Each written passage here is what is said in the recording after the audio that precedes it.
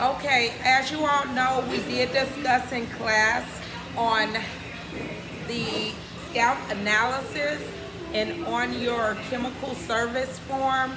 Some other forms that I want you to keep in mind that's good for your liability as you work behind a chair is having a hair color service record sheet is great for you.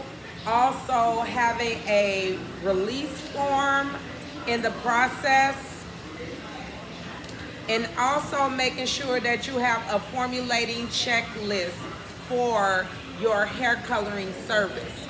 These are 3 forms that you want to make sure that is present at all times so you can keep up with your liability. So if anything ever comes up against you in the court of order, sorry, I had to do that.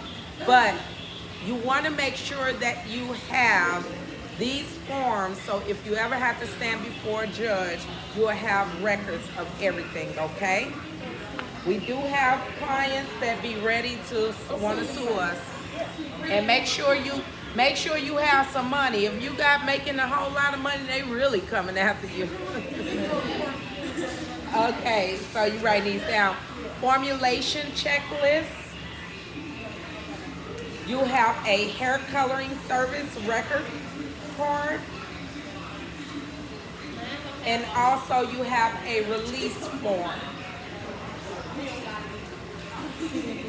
Okay, now with the scalp analysis, there are going to be some things that play a tremendous role, and we spoke about it. Everything becomes application. Everybody say application. Application. You got to know what to do and how to do it. Now, when we're talking about the hair condition, we want to make sure it's what the feel of the hair is in the process. So when I'm talking about the hair condition, you want to make sure if that hair condition is coarse, or it could be overly coarse hair. Also, that means that we're talking about if the hair is normal, dry, brittle. Also, it could be oily, and it could have damage, and also chemically treated hair. This is talking about the hair condition, so you'll have to write quickly while you're on the back side, and you could take and jot it down at the bottom of the sheet so you would know when we're talking about hair condition. These are things that you want to make sure that you put. Also, when we're dealing with hair conditions, we're also talking and determining if that hair is wiry. When we're talking about wiry, it could be hard or it could be stiff hair, hard and stiff. So I want you to keep that in mind. These are words that we use. It could be shiny, it could be glassy. Those are other key terms that you could use for hair condition. Just the hair condition.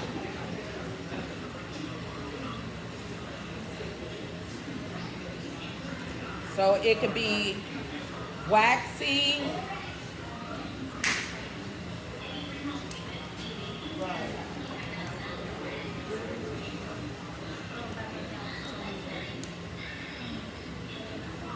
okay.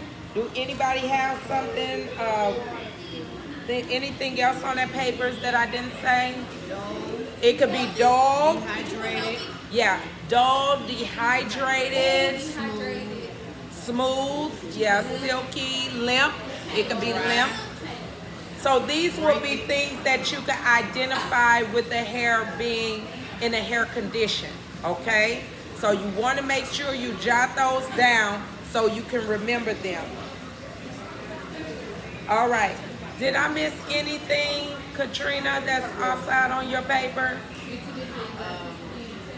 Not yet. We haven't made it that far. Okay, so when you all are taking and you feeling that hair and looking at it, looking at the hair condition, looking at the ends, maybe she have trichorexic nodosa, that means knotted hair, or trichotillomatosis, then that means that she has split ends. Okay. Trichotillomatosis, what you say? Trichotillomatosis. Trichotillomatosis. Yes. So those are also going to play a role. Now, when we're looking at porosity, we already said that porosity is what? High, low, and average. Now, what you would do when it deals with a porosity test on the client's hair, you would take a strand of hair, take it and hold it up.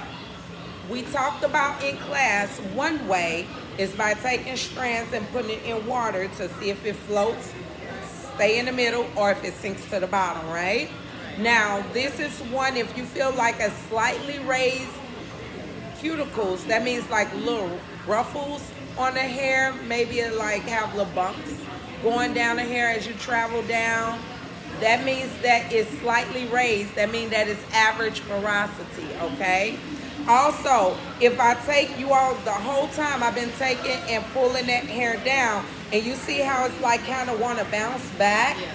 That means also that it's average porosity, okay? I'm taking strands and I'm pulling it down, but it almost kind of want to have a little bounce in it, but not fully going back straight. Then that means that it's average porosity. Now, if I go back again, I'm just going to do another one. If I go back and I bring that hair down, but immediately it pops right back up. Normally it happens when we're dealing with wiry hair. This is the type of hair that I want you all to know that it'll be low porosity, because it won't bounce, it'll bounce back all the way back. Do y'all see? The first time it stood right there in the middle, but when I decided and bounced all the way back, then we know that it's low porosity, okay? So this is what y'all gonna do when y'all go to y'all stations. All three of these techniques that I'm demonstrating. So I showed you average and I showed you low. Now I'm gonna show you high. High porosity is taking it, if that hair scrunch all the way down at the scalp like a little cat ball, then, or a little mat ball, then you know that it is high porosity. That means that the cuticle layers are like an umbrella, but you can't see them with the naked eye, but it will not bounce back, okay? Y'all see how it's bouncing back. So we know that this is average. That makes sense? Okay, everybody, put your hands towards me and give me good jujus. At the count of 3, we're going to say average, low, and high porosity, okay? 1, 2, 3. Average, low, high porosity. Okay.